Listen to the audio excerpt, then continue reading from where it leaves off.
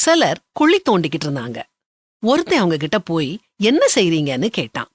அதுக்கு அவங்க கட்டட வேலைய ஆரம்பிக்கிறதா சொன்னாங்க. 3 மாசம் கழிச்சு மீண்டும் அங்க போய் பார்த்தான். அவங்க தொடர்ந்து அங்க பெரிய பள்ளம் தோண்டிக்கிட்டு இருந்தாங்க.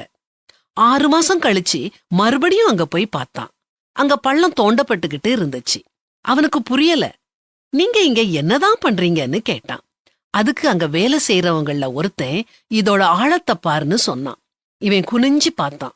ஆழத்தை அவனால பார்க்க முடியல.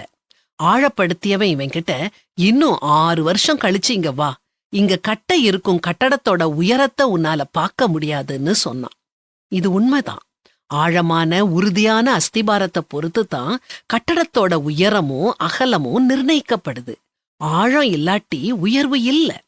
ஆழத்துக்குள்ள போகாதவங்க பவள முத்துக்களை சொந்தமாக்கிக்கிட முடியாது. இந்த காலத்துல சிலர் உடனடியா உச்சத்தை தொட்டுவிட முயற்சிக்கிறாங்க. இது ரொம்ப ஆபத்தானது.